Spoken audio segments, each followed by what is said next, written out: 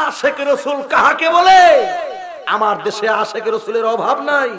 কথা বলেন ঠিক কিনা? আরো জোরে কোন ঠিক কিনা? আমাদের দেশের আশিকে রাসূল শুধুমাত্র জিলাপি আর বিরিয়ানি খাওয়ান না। কথা কোন ঠিক কিনা? রবিউল আউয়াল মাস এসেছে, দেখবেন জশ্নে জুলুসের নামে মিছিল করবে, আগমনের মিছিল করবে, কিন্তু নবীর ইত্তেবার ব্যাপারে মাথা থেকে নিয়ে পা পর্যন্ত তালাশ করবেন, নবীর সুন্নত খুঁজে পাবেন না। কথা বলেন ঠিক কিনা? আহলান সাহলান মারহাবা, বিশ্ব নবীর আগমন শুভেচ্ছা স্বাগতমের পরে ওই দিনের ফজরের নামাজও হচ্ছে না, জোহরের নামাজের টাইম যাবো, মিছিল করতে করতে জোহরও হতো না, আসর পড়ার নিয়ম তো নাই। কথা বল ঠিক কিনা?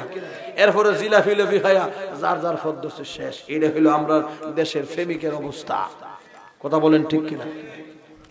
প্রকৃত প্রেমিক ছিলেন সাহাবায়ে কেরাম, প্রকৃত নবীর প্রেমিক ছিল সিদ্দিক আকবর। 6টা মাস পর্যন্ত পিঠ বিছনায় লাগায় নাই। সুবহানাল্লাহ। সারাদিন নবী পাকের খেদমত করে, রাতের বেলা খেদমত থেকে মাহরুম হয়ে যায়, নিজের কন্যাকে নবীর হাতে তুলে দিলেন। দিনের বেলা নবীর খেদমত আমি করি, রাতের বেলার খেদমতের জন্য আমার আয়েশা সিদ্দিকাকে নবীর হাতে তুলে দিলাম। আল্লাহু আকবার জোরে বলেন। নবী পাক আয়েশা সিদ্দিকাকে বিবাহ করলেন, আয়েশা সিদ্দিকাকে এরকম ভাবে নবীর হাতে তুলে দিলেন যে 24টা ঘন্টার ভিতরে আমি আবু বকর সিদ্দিকের মধ্য থেকে একটা সেকেন্ডও যেন আমার নবীর খেদমত থেকে আমি আবু বকর সিদ্দিক মাহরুম না যাই। দিনের বেলা খেদমত করব আমি, রাতের বেলা খেদমত করবে আমার কন্যা আয়েশা সিদ্দিকা। সুবহানাল্লাহ। এরা ছিল নবীর প্রেমিক, এরা ছিল আশিকে রাসূল। এরই নাম মহব্বত আর ভালোবাসা। আমার দেশের মহব্বত জিলাফির মধ্যে, নবীর আদর্শের ভিতরে নাই। এই জন্য প্রকৃত প্রেমিক হইতে হলে বিশ্ব নবীর আদর্শ মেনেই নবীর প্রেমিক হওয়া লাগবে। জোরে বলেন ঠিক কিনা? এ মুমিন, আবু বকর সিদ্দিক রাদিয়াল্লাহু তাআলা আনহুকে আল্লাহ রাব্বুল আলামিন এত সম্মান দিয়েছেন, এত মর্যাদা দিয়েছেন। আল্লাহ রাব্বুল আলামিন এত ইজ্জত আর এত সম্মান আবু বকর সিদ্দিককে দান করলেন। এর মুমিন, আল্লাহর নবী বিশ্ব নবী বলেন, আমার আবু বকর সিদ্দিকের এত সম্মান, এত মর্যাদা, আমার আবু বকর সিদ্দিক যেদিন আল্লাহর জান্নাতে ঢুকবে, জান্নাতের প্রত্যেকটা দরজা থেকে আওয়াজ আসবে, ওয়েলকাম ইয়া আবু বকর, ওয়েলকাম ইয়া আবু বকর, আহলান সাহলান মারহাবান ইয়া আবু বকর। সুবহানাল্লাহ। এই পৃথিবীতে সমস্ত নবী এবং রাসূলের পরে সবচেয়ে দামি মানুষ, সোনালী যুগের সোনালী মানুষ হচ্ছে সাহাবায়ে কেরাম। জোরে বলেন ঠিক কিনা? সাহাবায়ে কেরামের যুগকে সোনালী যুগ বলা হয়। সাহাবায়ে কেরামের এত সম্মান আর এত মর্যাদা, আল্লাহ পাক রব্বুল আলামিন যে সাহাবায়ে কেরাম সম্পর্কে বলেন, রাদিয়াল্লাহু আনহুম ওয়া রাদু আন যালিকা লিমান খাশিয়া রাব্বাহ। আল্লাহ বলেন, আমি আল্লাহ সাহাবায়ে কেরামের প্রতি সন্তুষ্ট, সাহাবায়ে কেরামও আমি আল্লাহর প্রতি সন্তুষ্ট। জোরে বলেন সুবহানাল্লাহ। যেই সাহাবায়ে কেরাম সম্পর্কে আল্লাহ বলেন আমি আল্লাহ নিজে তাদের প্রতি সন্তুষ্ট, আল্লাহর সন্তুষ্টির মানে কি? এরা সফল কাম। কথা বলেন ঠিক কিনা? আল্লাহ যাকে বলছে আমি আল্লাহ তাদেরকে ভালোবাসি, আমি আল্লাহ তাদের প্রতি সন্তুষ্ট আছি, তাহলে বোঝা গেল পৃথিবীর জমিনে তারা সফল কাম, পরকালে সফল কাম, হাসর মিজান ফুলসেরাতে এদের কোনো ভয় নাই, এদের কোনো টেনশন নাই। জোরে কোন ঠিক কিনা? লা খাউফুন আলাইহিম ওয়ালা হুম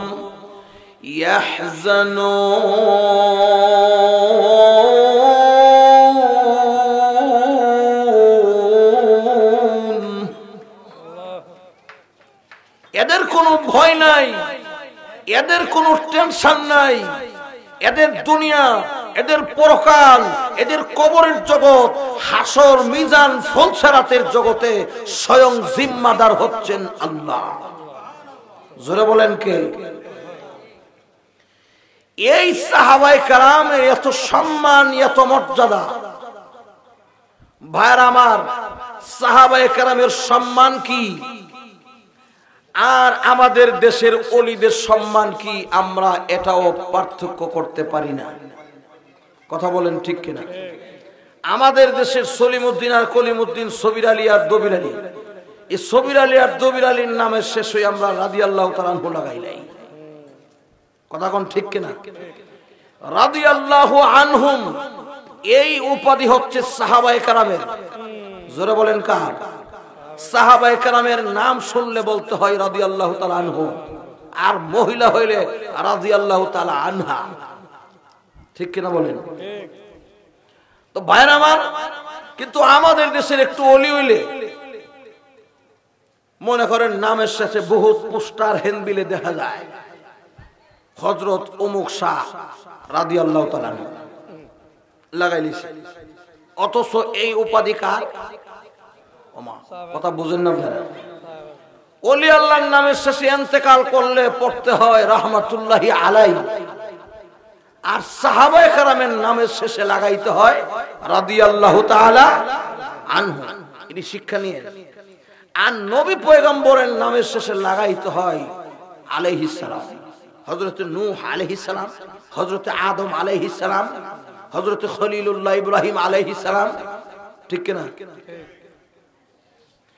তাহলে বর্তমান জমানার ওলি যত বড় শ্রেষ্ঠ ওলি হোক না কেন, আব্দুল কাদের জিলানী হোক না কেন, খাজা মাইনুদ্দিন চিশতি রহমাতুল্লাহি আলাইহি হোক না কেন, শাহজালাল মুজাররদ ইয়ামানি হোক না কেন, এমন লক্ষ লক্ষ পীর মাশায়েখের চাইতে আল্লাহর নবীর আদনা সাহাবীর সম্মান কোটি কোটি গুণ বেশি। চিৎকার মেরে বলেন সুবহানাল্লাহ। আল্লাহর নবী সাহাবী যারা এই দুই নয়নে আমার বিশ্ব নবীকে দেখছেন, এদের সম্মান এত বেড়েছে। আমার লক্ষ্য করে দেখুন, এ মুমিন মুসলমান,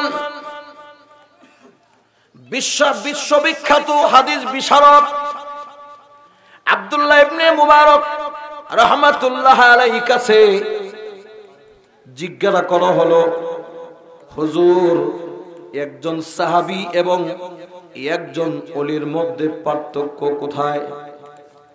কথা বুঝেন আপনারা? একজন সাহাবী আর একজন ওলির মধ্যে পার্থক্য কি? যুগ শ্রেষ্ঠ মুহাদ্দিস বিশিষ্ট আল্লাহর ওলি ডাক দিয়া বলেন, শোনো, একজন আল্লাহর নবীর একজন সাহাবী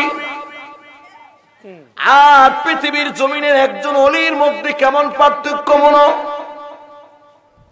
বর্তমান যুগের আব্দুল কাদের জিলানীর মতো, বর্তমান যুগের এরকম ভাবে আমাদের যুগের ওলি আব্দুল কাদের জিলানী, খাজা মাইনুদ্দিন চিশতি,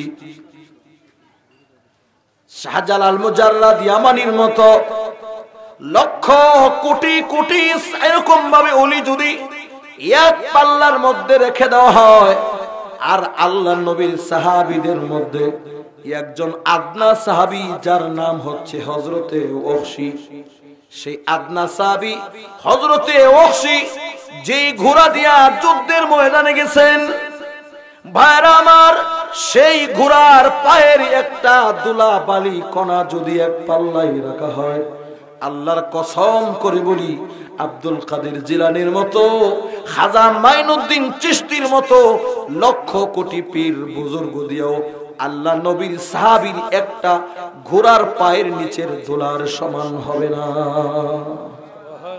আরো জোরে কন্যা সুবহানাল্লাহ। আব্দুল কাদের জিলানী, খাজা মাইনুদ্দিন চিশতি, শাহজালাল মুজাররদ ইয়ামানির মতো লক্ষ কক্ষ এরকম ভাবে ওলি আল্লাহ এক পাল্লায় রাখলে আল্লাহর নবীর আদনা আদনা সাহাবী শ্রেষ্ঠ সাহাবী নয়, আদনা সাহাবীর একটা ঘোড়ার পায়ের নিচের ধুলার সমান হবে না। বেশ কম আসেনি না নাই? কেমন বেশ কম? 2 সের মন হইব? আরে ভাই জোরে বলেন না, 2 সের মন হইব? সুবহানাল্লাহ বিহামদি। কই সাহাবী, কই ওলি?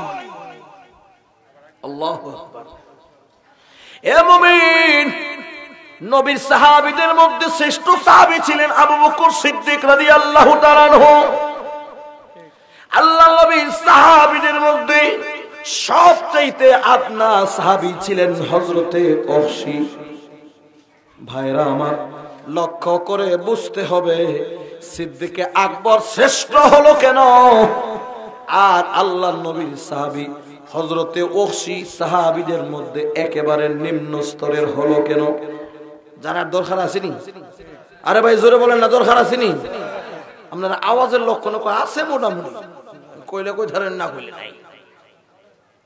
ভাইরা আমার, লক্ষ্য করে বুঝতে হবে ওহসী নবীর সাহাবীদের মধ্যে আদনা হলো কেন, আর নবীর সাহাবীদের মধ্যে শ্রেষ্ঠ সাহাবী সিদ্দিকে আকবর হলেন কেন? সুবহানাল্লাহ। এ মুমিন, ভালো করে বুঝার চেষ্টা করো।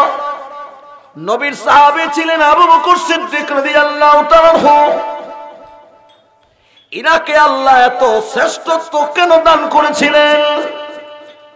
আমার নবীর সাহাবী ছিলেন হযরতে ওহসী। এই ওহসীকে সাহাবীদের মধ্যে আদনা সাহাবী বলা হলো কেন? তার কারণটা কি? এ মুমিন, ভালো করে বুঝেন। আমার নবীর চাচা ছিলেন আমির হামজা, ঠিক কিনা জোরে করেন? নবীর চাচা যারা ছিলেন সকলে ইসলাম গ্রহণ করেন নাই, বরং বিশ্ব নবীর ইসলামের বিরোধিতা করলেন, আমার নবীর বিরোধিতা করলেন। কিন্তু হযরতে আমির হামজা ছিলেন আমার নবীর এরকম ভাবে চাচাদের মধ্যে এমন একজন চাচা যিনি জানে প্রাণে আমার নবীকে ভালোবাসতো। জোরে কোন সুবহানাল্লাহ। এ মুমিন, হযরতে ওহসী ছিলেন এমন একজন বীর যোদ্ধা, যেই যুদ্ধে হযরতে আমির হামজা অংশগ্রহণ করতেন, কোন কাফের বেঈমান আমির হামজার নাম শুনলে সেই যুদ্ধেই যাইতো না। আল্লাহু আকবার। না, আমির হামজা এমন একজন বীর যোদ্ধা যার জীবনে কোন যুদ্ধের মধ্যে সেই পরাজয় হয় নাই। যত যুদ্ধে অংশগ্রহণ করেছে বিজয়ের পতাকা নিয়ে বাড়িতে ফিরছে। যখন সুবহানাল্লাহ। ইনি এমন একজন সাহসী সাহাবী ছিলেন আমির হামজা, ওনার তরবারির সামনে থেকে কেউ রক্ষা পায় না। এমন একজন বীর যোদ্ধা, ওনার নাম শুনলেই অনেক কাফের বেঈমান যুদ্ধেই গেছে না, যে ওনার তরবারির সামনে ফেলে আর রক্ষা পাওয়া যায় না। ভাইরা আমার, ভালো করে বোঝার চেষ্টা করুন রে ভাই। হযরতে ওহসী রাদিয়াল্লাহু তাআলা আনহু ইসলাম গ্রহণ করার পূর্বে এরকম ভাবে বহু যুদ্ধের মধ্যে গেলেন, কোন যুদ্ধে এরকম ভাবে বিজয় পায় নাই। সেই ওহসী ইসলাম গ্রহণ করার পূর্বে এরকম ভাবে ষড়যন্ত্র করলেন যে দুনিয়ার জমিন থেকে যতক্ষণ পর্যন্ত আমির হামজাকে বিদায় না করব, ততদিন পর্যন্ত আমরা কোনোদিন যুদ্ধের মধ্যে বিজয় লাভ করতে পারবো না। সুবহানাল্লাহ। এখন পদক্ষেপ করলেন কয়েকজনকে নিয়ে। আমনা সামনা এমন কোন পুরুষ ছিল না যে আমির হামজাকে হত্যা করবে আর কতল করবে। এরা ষড়যন্ত্র করলো, আমরা পর্দার আড়াল থেকে লুকোচুরি করে আমরা একটা প্ল্যান প্রোগ্রাম করে আমির হামজাকে দুনিয়ার জমিন থেকে বিদায় করে দেব। নাউজুবিল্লাহ। এ মুমিন, হযরতে আমির হামজা যুদ্ধের মধ্যে গেলেন যুদ্ধ করার জন্য। যেই প্রান্তে আমির হামজা রাদিয়াল্লাহু তাআলা আনহু যেই উহুদের প্রান্তরে যুদ্ধ করলেন, আমির হামজা যেখানে শুয়ে আছেন, 70 জন সাহাবীর লাশ যেখানে কবর দেওয়া হয়েছে, নিজ চোখে এই কবর কয়েকবার আল্লাহ গোলামকে দেখাইছে। আলহামদুলিল্লাহ।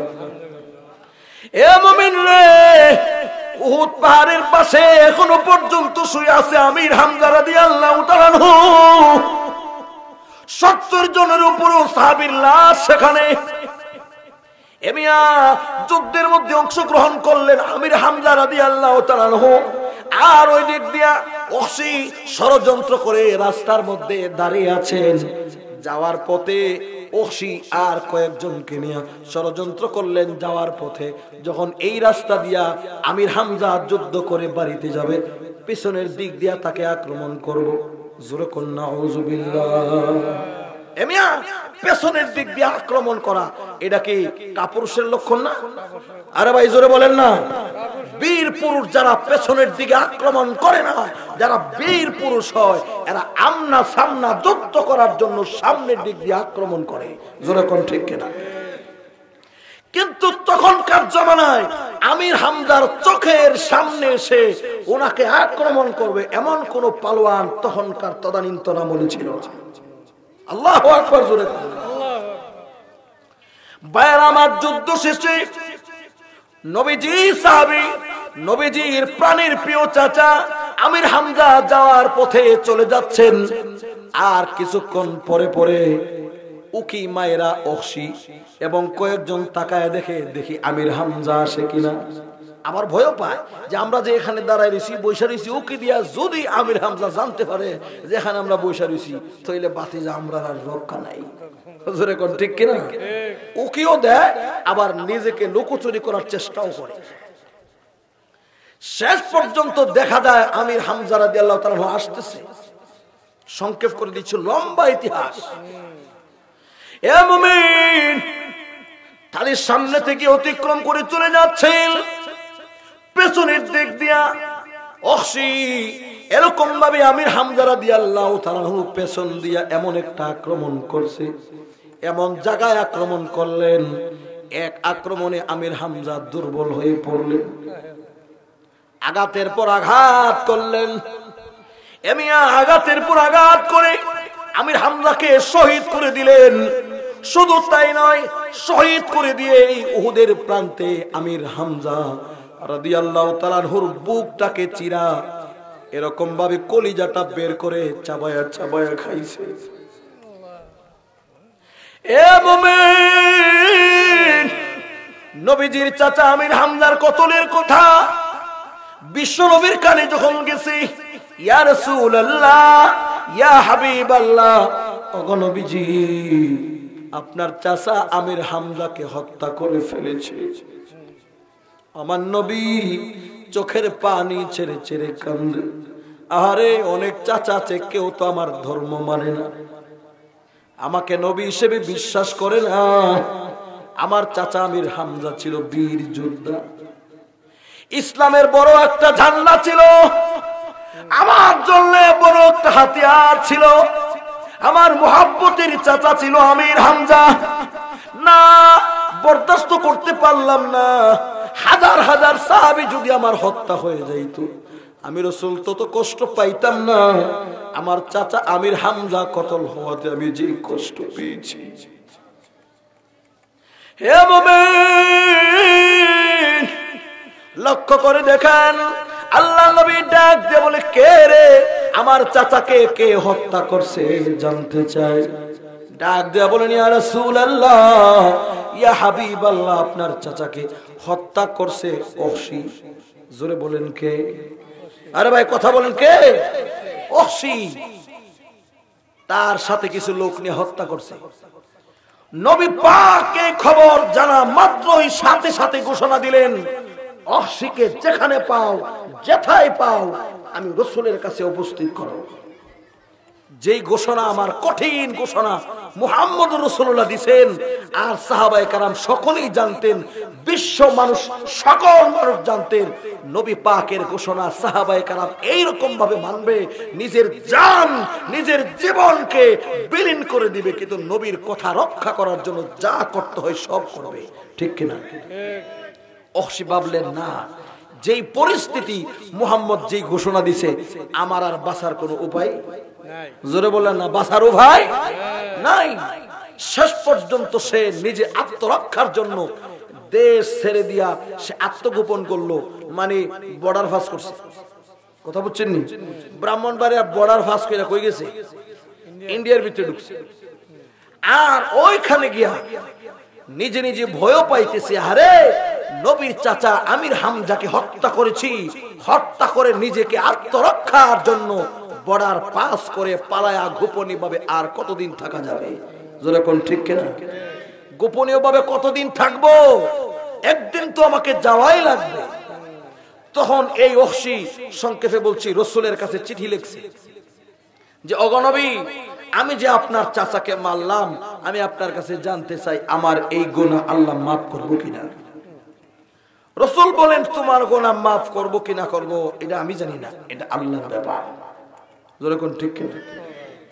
আবার সিডি লেখছে, দ্বিতীয় সিডি, ইয়া রাসূলুল্লাহ, আমি আপনার চাচাকে কতল করেছি, আমি এই গুনাহ যে করলাম, আমি যদি তওবা করি আল্লাহ আমার গুনাহ মাফ করবো কিনা। মাফ করা না করা আল্লাহর ব্যাপার, এই সিদ্ধান্ত আমি দিতে পারি না। আবার চিঠি লিখলেন, একের পর এক 3টা চিঠিতে জবাব দিলেন নবী, মাফ করা না করা আল্লাহর ব্যাপার, এটা আমি জানি না। আবার যখন চিঠি লিখলেন, আল্লাহর পক্ষ থেকে নবীকে জানাই দেওয়া হয়েছে যে মানুষ দুনিয়াতে যতই গুনাহ করুক না কেন, সে যদি আমি আল্লাহর দরবারে খালেস তওবা করে, আমি আল্লাহ ওয়াদা দিলাম তার জিন্দেগীর সমস্ত গুনাহ মাফ করে দিব। قل يا عبادي الذين أسرفوا على أنفسهم لا تقنطوا من رحمة الله إن الله يغفر الذنوب جميعا إنه هو الغفور الرحيم। আল্লাহ তাআলা নবীকে জানাই দিলেন, আল্লাহ সে যদি খালেস তওবা করে আল্লাহ তার জিন্দেগীর সমস্ত গুনাহ, আরে ভাই জোরে বলেন না, সমস্ত গুনাহ মাফ করে দিবে। আর নবী হাদিসের মধ্যে বলছেন, আল ইসলাম ইয়ানহাদিমু মা কানা ক্বাবলা, কোন মানুষ যখন মুসলমান হয়ে যায়, মুসলমান হওয়ার পরে তার অতীতের জিন্দেগীর সমস্ত গুনাহ মাফ হয়ে যায়, সে বেগুনাহ মাসুম হয়ে যায়। কাওয়ালাদাত উম্মু, একটা মাসুম বাচ্চা পৃথিবীতে আগমন করলে তার যেমন কোনো গুনাহ থাকে না, কোন মানুষ যখন ইসলাম গ্রহণ করে মুসলমান হয়ে যায়, তার অতীতের সমস্ত গুনাহ আল্লাহ ক্ষমা করে দেয়। আরেকটু জোরে বলেন না সুবহানাল্লাহ। বাইরে আমার লক্ষ্য করে দেখুন, এই চিঠি পাওয়ার পরে নবী আমার পাল্টা চিঠি লিখলেন, ওহশী তোমার কপাল লাগছে, আল্লাহ তোমার তওবাকে কবুল করছে, মহান আল্লাহ তোমার ব্যাপারে সিদ্ধান্ত দিয়েছেন, তুমি যদি খালেস তওবা করো আর ইসলাম গ্রহণ করো, আল্লাহ তোমার জিন্দেগীর সমস্ত গুনাহ মাফ করে দিবে। আল্লাহ তোমার গুনাহ মাফ করে দিবেন।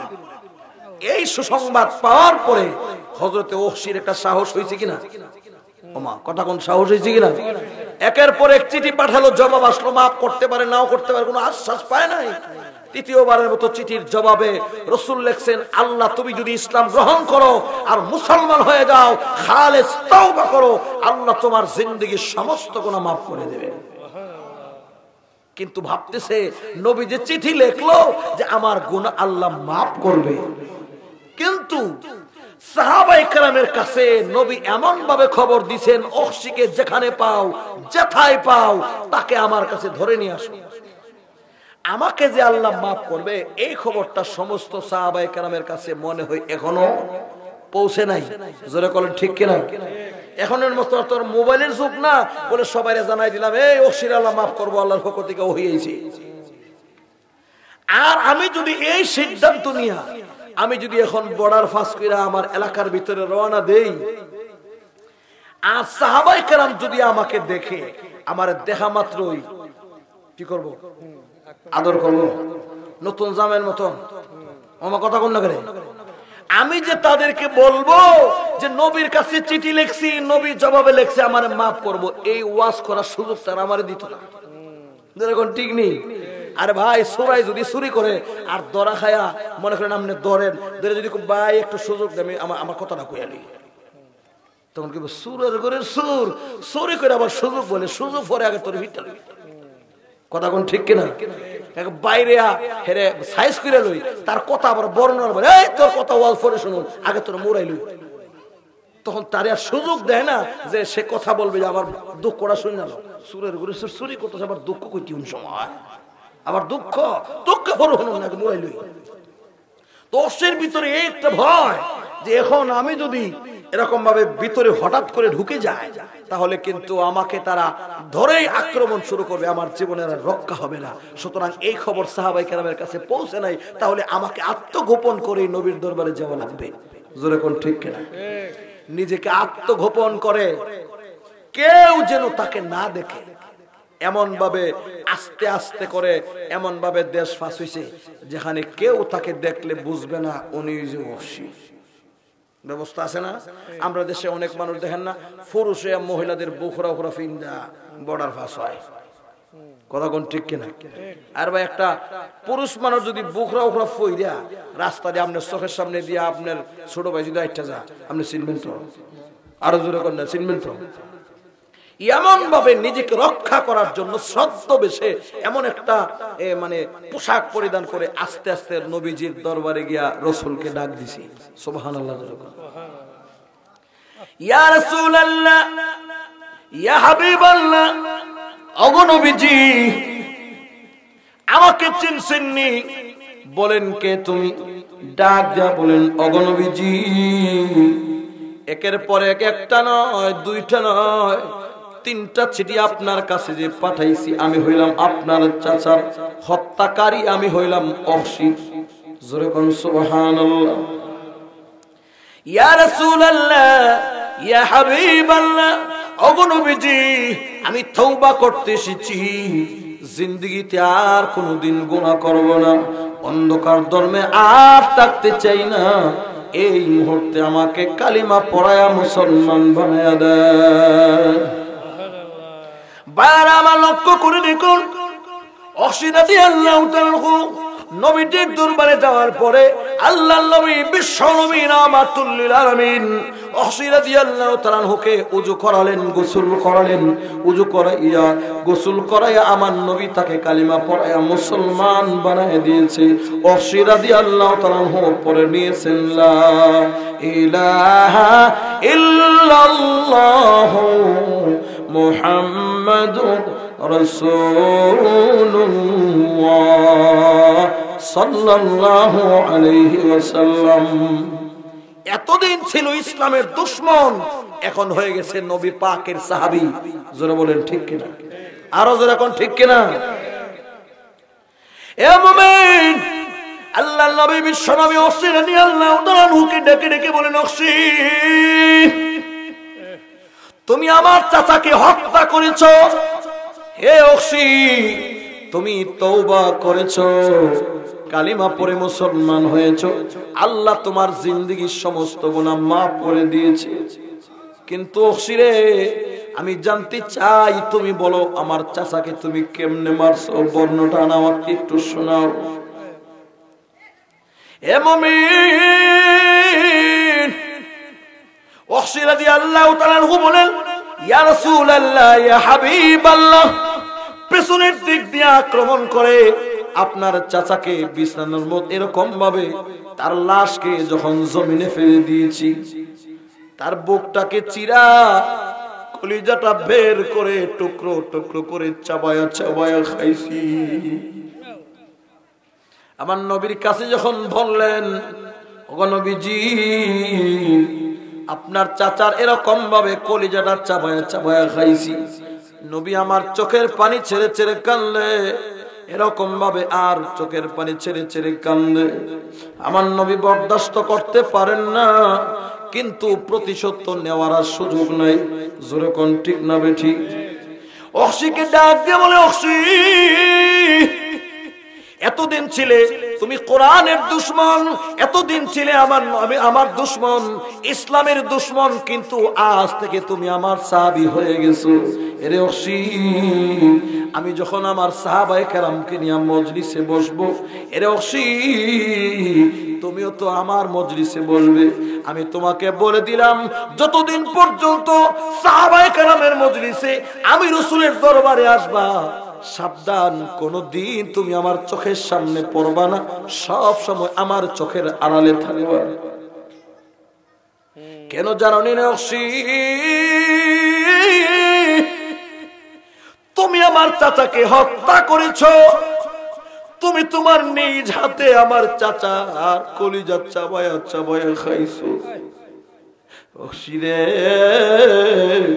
এত বড় জঘন্য অপরাধ যদিও আল্লাহ ক্ষমা করে দিয়েছে, কিন্তু তোমাকে দেখলে আমার চাচার কথা মনে পড়ে যাবে না। যতদিন পর্যন্ত আমি আমার সাহাবায়ে কেরামকে নিয়ে মজলিসে বলবো, তুমি আমার সামনে থাকবে না, এমন জায়গাতেই বসবে যেন আমি রাসূল তোমার চেহারাটা না দেখি। জোরে কোন সুবহানাল্লাহ। এ মিয়া, নবীর ওসিয়ত অনুযায়ী ওহশী বললেন, ওগো নবীজি, আমি ওয়াদা দিলাম আপনার সাহাবীদের মজলিসে বসবো, সব সময় পেছনে বসবো, কিন্তু আপনার কাছ থেকে আমি শেষ একটা সরাসরি দোয়া নিয়ে যেতে চাই। আপনার চাচা আমির হামজাকে হত্যা করে ইসলামের যে পরিমাণ ক্ষতিটা আমি করেছি, ইসলামের এমন একটা দুশমনকে হত্যা করে আমি যেন সেই প্রতিশোধটাকে পূরণ করতে পারি, আমি ক্ষতিটাকে পূরণ করতে পারি, আপনি আমার জন্য দোয়া করে দেন। সুবহানাল্লাহ জোরে বলেন নবী। আল্লাহর নবী বলে, হ্যাঁ যাও ওহশী, আমি তোমাকে দোয়া করে দিলাম। ভাইয়ের আমার, এই ওহশী রাদিয়াল্লাহু তাআলা আনহু যতদিন নবী পাকের মজলিসে বসলেন, কোনদিন আমার নবী পাকের সামনে আসে নাই, আমার নবী পাকের খেদমত সরাসরি করতে পারে নাই, সব সময় পেছনে ছিলেন, সব সময় নবী পাকের এরকম ভাবে দৃষ্টির আড়ালে ছিলেন, আড়ালে ছিল। এই জন্য সাহাবীদের মধ্যে হয়ে গেছে কি আদনা, সাহাবীদের মধ্যে একবারে নিম্নমানের হয়ে গেল। যে সমস্ত সাহাবায়ে কেরাম বিশ্ব নবীর সুবত বেশি পেয়েছে, নবী পাকের এরকম ভাবে সহজ নবী বেশি ছিলেন, যার সময়কে অধিকাংশ সময় আমার নবীর সঙ্গে কাটাইছে, সাহাবীদের মধ্যে সবচাইতে দামি হয়েছে, ঠিক কিনা? কিন্তু নবী পাকের সুবত সবচাইতে বেশি কম পাইছে কে? আরে ভাই জোরে বলেন কে? হযরতে ওহশী।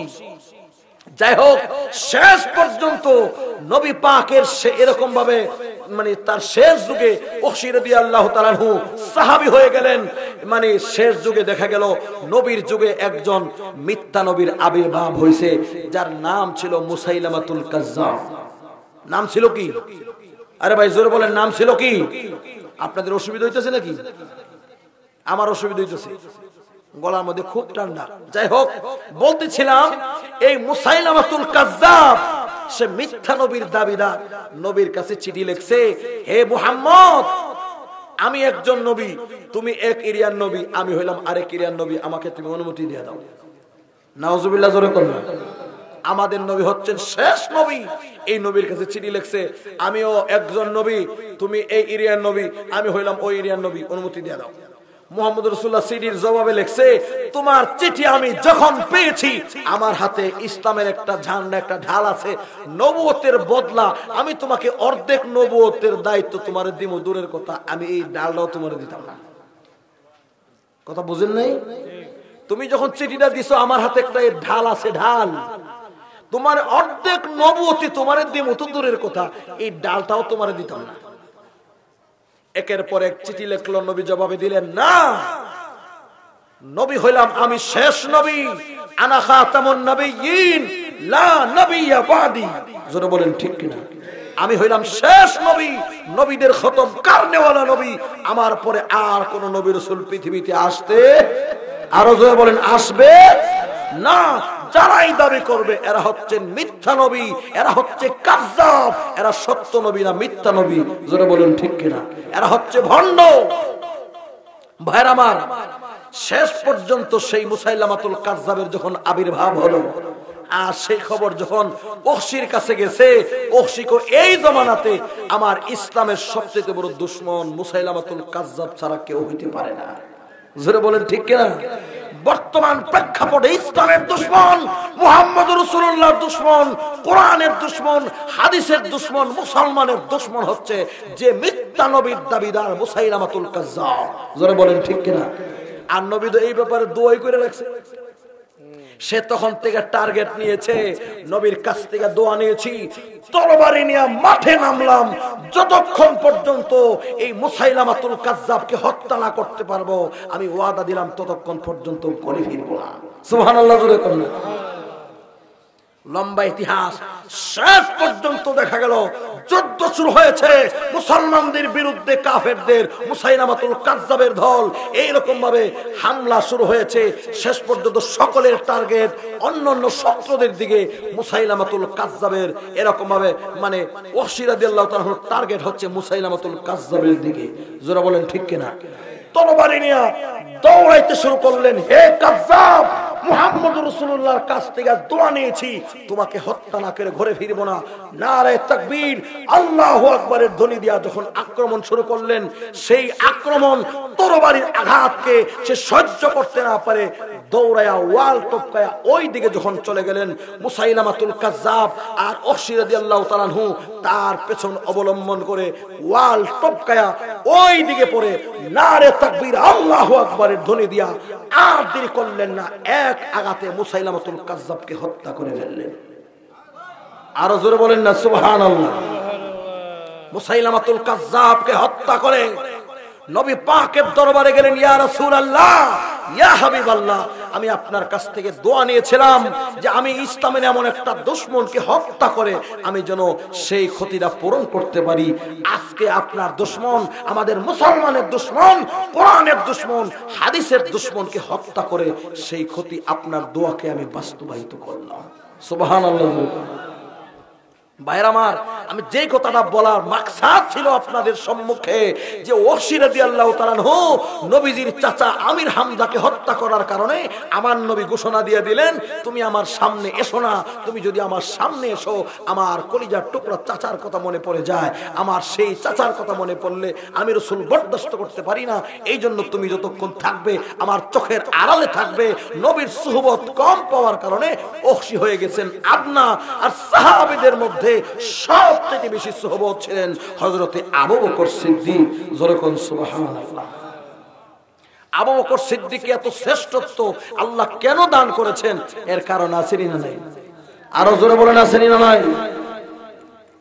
আল্লাহর নবী বিশ্বনবী রাহমাতুল লিল আলামিন 40 বছর পরে নবী আমার যখন কালিমার দাওয়াত দিতে শুরু করলেন, সর্বপ্রথম প্রকাশ্যে যিনি ইসলাম গ্রহণ করলেন তিনি হচ্ছেন হযরত আবু বকর সিদ্দিক।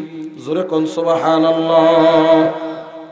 সর্বপ্রথম প্রকাশ্যে যিনি কালিমা গ্রহণ করেছিলেন তার নাম হচ্ছে আবু বকর সিদ্দিক। সুবহানাল্লাহ। জোরে কোন। এ হলো 1 নম্বরের কারণ। 2 নম্বরের কারণ কিতাবের মধ্যে উল্লেখ করেছেন, আবু বকর সিদ্দিক রাদিয়াল্লাহু তাআলা আনহুকে আল্লাহ এত শ্রেষ্ঠত্ব কেন দান করলেন? সাহাবীদের মধ্যে শ্রেষ্ঠ সাহাবী আবু বকর রাদিয়াল্লাহু তাআলা আনহু কেন এরকম ভাবে কেন হলেন? যেদিন থেকে আল্লাহর পক্ষ থেকে নামাজের বিধান চালু হয়েছে, এ মুমিন মুসলমান, সর্বপ্রথম প্রকাশ্যে যিনি নামাজ আদায় করেছিলেন সেই সাহাবী ছিল আল্লাহর নবীর সাহাবী হযরতে আবু বকর সিদ্দিক। জোরে জোরে কোন সুবহানাল্লাহ।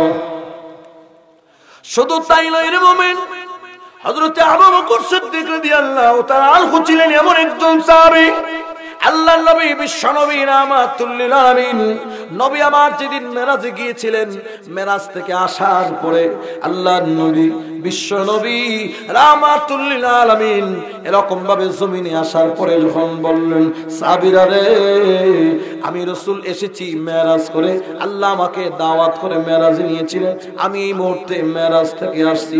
সুবহানাল্লাহ। জোরে কোন। নবীজির সাহাবীদের মধ্যে তাম পৃথিবীর সমস্ত মানুষের মধ্যে ওই তুলনা নিন্দনকারী সমস্ত সাহাবীদের আগে, সকলের আগে যিনি ইসলাম এরকম ভাবে নবীজির মেরাজকে স্বীকৃতি দিয়েছিলেন সর্বপ্রথম হযরতে আবু বকর সিদ্দিক রাদিয়াল্লাহু তাআলা। হুজুরে কোন সুবহানাল্লাহ। নবীর মেরাজকে সর্বপ্রথম স্বীকৃতি প্রদান করলেন হযরতে আবু বকর সিদ্দিক। জোরে বলেন সুবহানাল্লাহ। প্রকাশ্যে সর্বপ্রথম ইসলাম গ্রহণ করলেন সিদ্দিক আকবর। নবী পাক যেদিন নাকি নবীর উপরে নামাজকে আল্লাহ মেরাজের সময় ফরজ করে দিয়েছেন, প্রকাশ্যে সর্বপ্রথম যিনি নামাজ আদায় করেন ইনি ছিলেন হযরতে সিদ্দিক আকবর আবু বকর সিদ্দিক। জোরে বলেন সুবহানাল্লাহ। 2 নম্বরের কারণ। 3 নম্বরের কারণ হচ্ছে বিশ্বনবী মেরাজ থেকে আসার পরে যখন নবী বললেন আমি মেরাজ থেকে আসছি, সর্বপ্রথম সিদ্দিক আকবর বলেন সাদাকতা ইয়া রাসূলুল্লাহ, আপনি মেরাজ করেছেন সত্য, আপনার কথা কোনোদিন মিথ্যা হতে পারে না। যদিও আমাদের এরকম ভাবে বুঝে আসতেছে না, কিন্তু মুহাম্মদুর রাসূলুল্লাহ সাল্লাল্লাহু আলাইহি ওয়াসাল্লাম হায়াতের জিন্দেগিতে কোনোদিন মিথ্যা কথা বলে নাই, আজও বলে নাই। কিয়ামত পর্যন্ত নবী যতদিন দুনিয়ার জমিনে জিন্দা থাকবে নবী কোনোদিন মিথ্যা কথা বলতে পারে না। সুতরাং নবী আপনি যে বলছেন মেরাজ করে আসছেন সাদাকতা ইয়া রাসূলুল্লাহ, আপনি সত্য বলছেন, এখানে চুল পরিমাণ কোনো সন্দেহের অবকাশ, জোরে বলেন না, সন্দেহের অবকাশ নাই। আপনি সত্যই বলেছেন। নবীর মেরাজকে সত্যায়িত করলেন সর্বপ্রথম কে? আবু বকর সিদ্দিক। এই হলো 3 নম্বরের কারণ। আবু বকর সিদ্দিককে আল্লাহ এত শ্রেষ্ঠত্ব কেন দান করলেন কিতাবের মধ্যে উল্লেখ করছে। বারামা লক্ষ্য করে দেখুন, শুধু তাই নয়, আবু বকর সিদ্দিক রাদিয়াল্লাহু তাআলা এন আল্লাহ রাব্বুল আলামিন এত সম্মান কেন দান করলেন? 4 নম্বরের কারণ লিখছে, বিশ্বনবীর হিজরতের সাথী ছিলেন আবু বকর সিদ্দিক। জোরে কোন সুবহানাল্লাহ। নবীর হিজরতের সাথী কে ছিলেন? আর একটু আস্তে বলেন। আবু বকর সিদ্দিক ছিলেন হিজরতের সাথী। আল্লাহর নবী বিশ্বনবী রাহমাতুল্লিল আলামিন সিদ্দিক আকবরকে ডেকে ডেকে বললেন, আবু বকর সিদ্দিক, আল্লাহর পক্ষ থেকে আমার কাছে নির্দেশনা এসেছে, এই মক্কা নগরী ছেড়ে দিয়া একদিন মদিনায় চলে যাওয়া লাগবে। এরে আবু বকর, মক্কা ছেড়ে দিয়ে মদিনায় চলে যাব, কিন্তু এখন না, যেদিন আমি চলে যাব সেদিন আমি হিজরতের বন্ধু তোমাকে বানাবো। সুবহানাল্লাহ।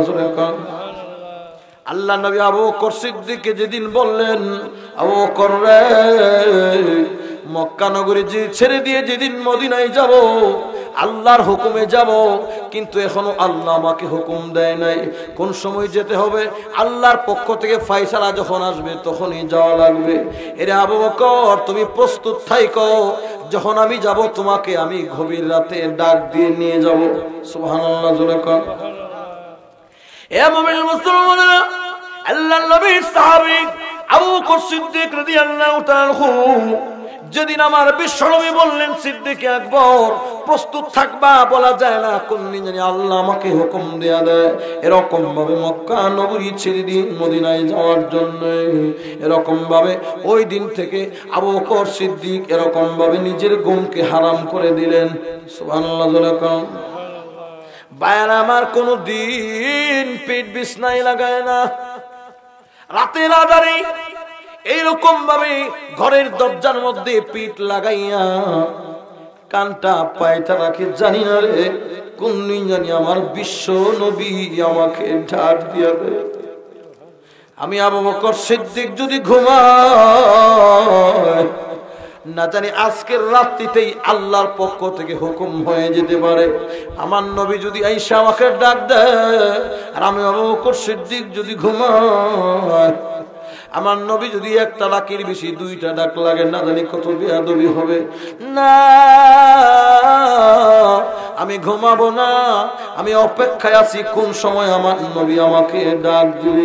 বার আমার লক্ষ্য করে দেখুন, 1 দিন 2 দিন না, 1 মাস 2 মাস না, 6 মাস পূর্বে নবী এরকম ভাবে আবু বকর সিদ্দিককে ইঙ্গিত করলেন। 6টা মাসের ভিতরে আবু বকর সিদ্দিক কোনদিন পিঠ বিছনায় লাগাইলাই। বায়ার আমার যেদিন আল্লাহ রাব্বুল আলামিন হুকুম করলেন, ওগো নবীজি আমি আল্লাহ পারমিশন দিলাম, আমি আল্লাহ হুকুম দিলাম, আপনি আপাতত মক্কা নগরী ছেড়ে দিয়ে মদিনায় চলে যান। আল্লাহর নবী বিশ্ব নবী রাহমাতুল লিল আলামিন, লম্বা ইতিহাস, খবর হয়ে গেল কাফের বেঈমানরা টের পাইছে আজকের রজনীতে মুহাম্মদ মক্কা নগরী ছেড়ে দিয়ে মদিনায় চলে যাবে। ভাইয়ার আমার ঘর চতুর্দিকে ঘেরাও দিয়ে ফেলেছে, কাফের বেঈমান গুলো একজন আরেকজনের হাতে ধরছে আর নবী পাকের ঘর আর বাড়িকে ঘেরাও দিয়েছেন মুহাম্মদুর রাসূলুল্লাহ যেন ভেগে যাইতে না পারে, মুহাম্মদকে যাইতে দেওয়া হবে না।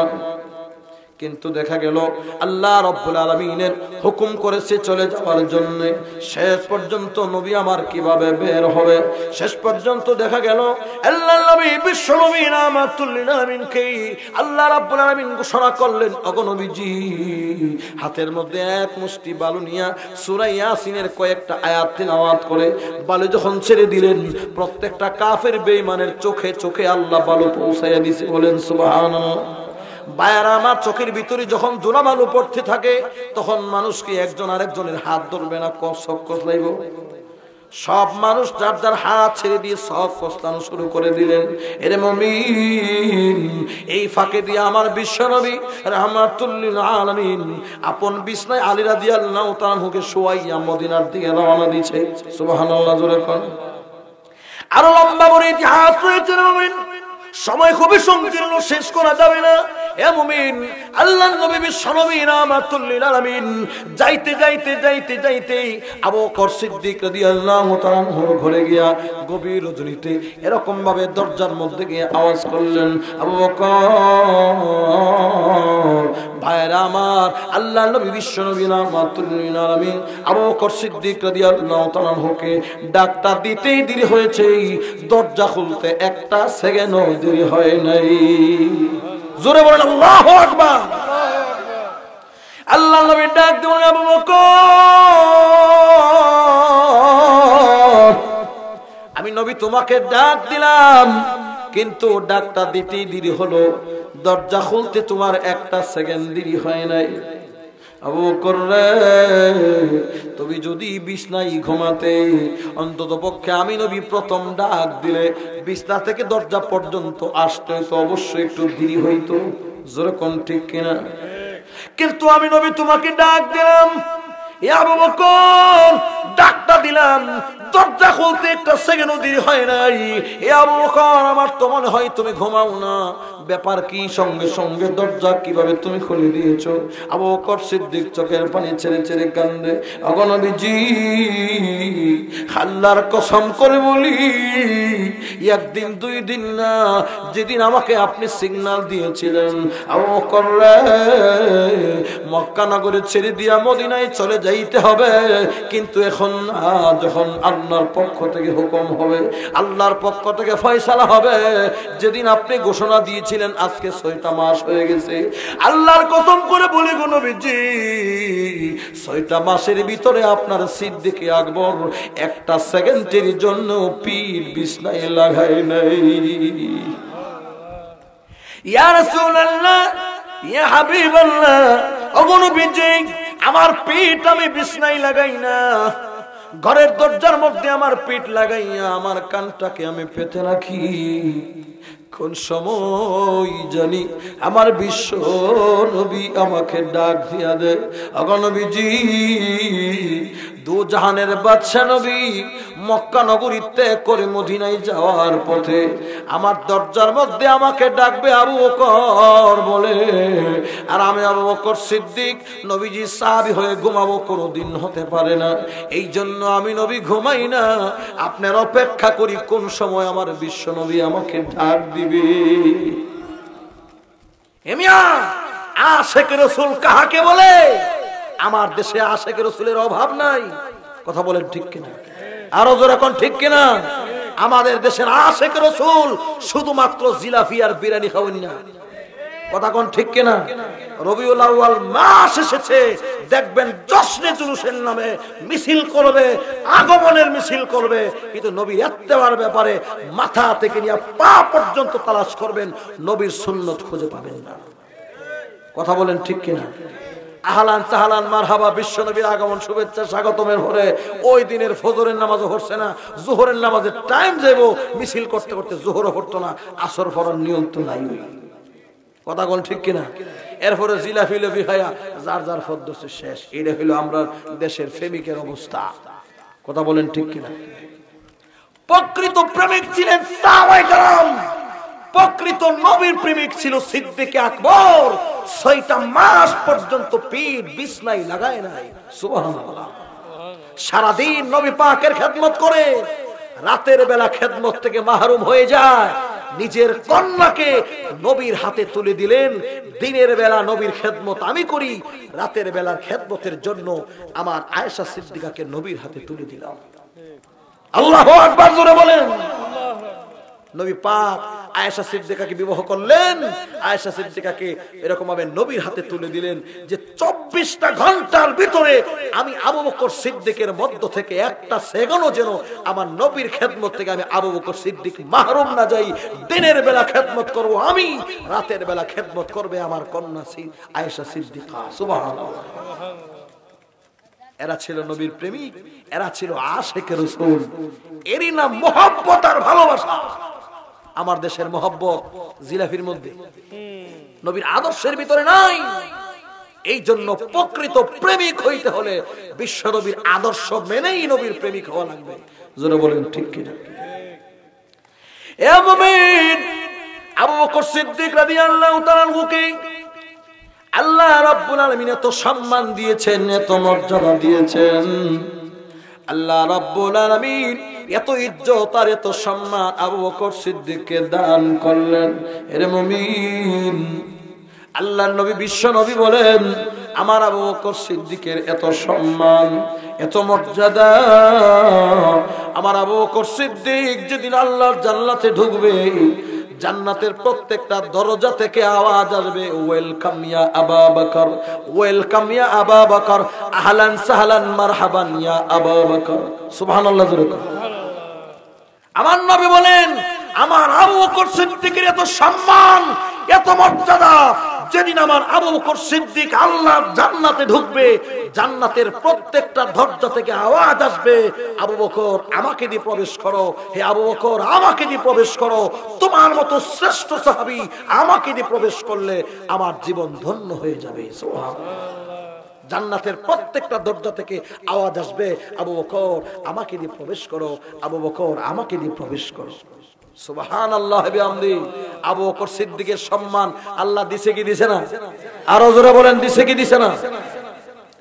আল্লাহর নবী বিশ্ব নবী বলেন, কিয়ামতের কঠিন ময়দানে ততক্ষণ পর্যন্ত কোন নবী আল্লাহর জান্নাতে প্রবেশ করতে পারবে না যতক্ষণ পর্যন্ত আমি নবী আল্লাহর জান্নাতে প্রবেশ না করব।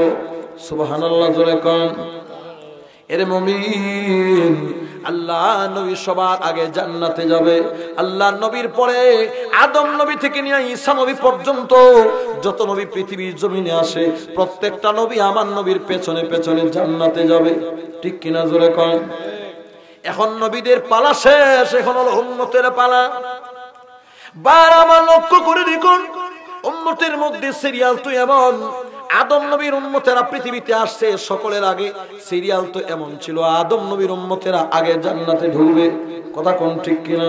কিন্তু না, আদম নবীর উম্মত যদিও পৃথিবীর জমিনে এরকম ভাবে যদিও দুনিয়ার জমিনে আগে আসছে, কিন্তু আদম নবীর উম্মত পৃথিবীতে আগে আসলে কি হবে? বিশ্ব নবীর উম্মত, নবী যেমন শ্রেষ্ঠ, বিশ্ব নবীর উম্মত হওয়ার কারণে আল্লাহ উম্মতকেও বানাই দিছে শ্রেষ্ঠ উম্মত। জোরে কোন ঠিক না বেঠি? কুনতুম খায়রা উম্মাতিন উখরিজাত লিন-নাস তা'মুরুনা বিল মারুফ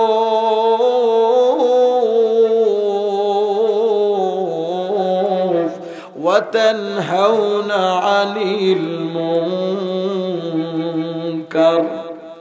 আল্লাহ বলেছেন, কুনতুম খায়রা উম্মাতিন, তোমরা শ্রেষ্ঠ উম্মত। কেন হয়েছি? বিশ্ব নবী যেমন শ্রেষ্ঠ, বিশ্ব নবীর উম্মত হওয়ার কারণে আমরা উম্মত হয়েছি শ্রেষ্ঠ।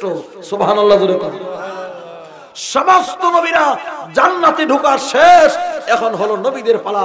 আদম নবী থেকে নিয়ে ঈসা নবী পর্যন্ত সমস্ত নবীরা জান্নাতে ঢুকবে। এখন হলো উম্মতের পালা। এখন আদম নবীর উম্মত আগে জান্নাতে ঢুকবে না। সর্বপ্রথম আখিরি জামানার পয়গম্বর মুহাম্মদ রাসূলুল্লাহর উম্মতদের পালা আসবে। বিশ্ব নবীর উম্মতেরা সবার আগে জান্নাতে ঢুকবে। সুবহানাল্লাহ। এখন প্রশ্ন জাগে হুজুর, বিশ্ব নবীর উম্মতের মধ্যে সর্বপ্রথম কে জান্নাতে যাবে? এ মুমিন মুসলমান, আল্লাহ নবী বিশ্ব নবী বলেন সমস্ত নবীর উম্মতের মধ্যে সর্বপ্রথম জান্নাতে ঢুকবে আমার উম্মত, আর আমার উম্মতের মধ্যে সর্বপ্রথম আল্লাহর জান্নাতে কদম দিবে আমার আবু বকর সিদ্দিক। যতক্ষণ পর্যন্ত আবু বকর সিদ্দিক আল্লাহর জান্নাতের ভিতরে কদম না দিবে, কোন উম্মত আল্লাহর জান্নাতে কদম দেওয়ার পারমিশন নাই। সুবহানাল্লাহ। ভাইরা আমার, আবু বকর সিদ্দিক বিশ্ব নবীর সুহবত গ্রহণ করার কারণে, নবীর সাথে তার জীবন কাটানোর কারণে আল্লাহ কত সম্মান দিলেন। দুনিয়াতে যেমন ছিল নবীর সাথী, ইন্তেকালের পরেও আবু বকর সিদ্দিক হইছে আমার নবীর সাথী। জোরে কোন ঠিক না বেঠিক? আমার নবীর ডান পাশে শুয়ে আছেন সিদ্দিক আকবর। আমার নবী শুইছেন যেখানে, আমার নবীর ওই রওজাতুম মিন রিয়াজিল জান্নাহ, নবীর রওজা পাকের পাশেই আবু বকর সিদ্দিকের কবর। ঠিক কিনা? জোরে কোন। তাহলে আবু বকর সিদ্দিক এত শ্রেষ্ঠ সাহাবী, আমার নবী মুহাম্মদুর রাসূলুল্লাহ দুনিয়ার জমিনে আবু বকর সিদ্দিক ছিলেন নবীর সাথী।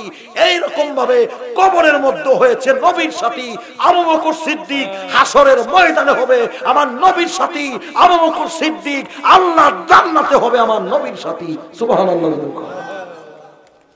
আবু বকর সিদ্দিক সাহাবীদের মধ্যে সর্বশ্রেষ্ঠ। যেরকম ঠিক কিনা?